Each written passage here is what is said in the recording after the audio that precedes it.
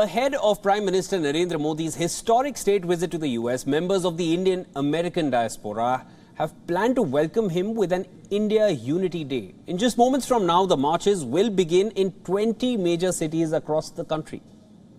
PM Modi's visit to the US at the invitation of US President Joe Biden will begin on the 20th of June from New York and will end on the 24th of June. To welcome Prime Minister Modi, several Indian Americans are slated to march at the same time at several iconic places across the nation, like Times Square in New York and Golden Bridge in San Francisco. In Washington, D.C., there will be a march from Washington Monument that was built to commemorate George Washington, a founding father of the United States, to Lincoln Memorial, a national memorial that honors the 16th President of the United States, Abraham Lincoln. The other cities where similar marches will be held are Boston, Chicago, Atlanta, Miami, Tampa, Dallas, Houston, Los Angeles, Sacramento, New York, San Francisco, Columbus, and St. Louis. Now, later, the Indian American community has also planned to have an event showcasing Indian culture in front of the White House on the 21st of June when PM Modi arrives in Washington for a state visit.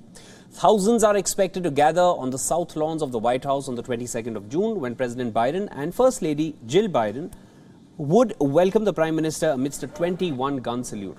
This will be followed by PM Modi's address to an invitation-only gathering of diaspora leaders from across the country on the 23rd of June in Washington, D.C.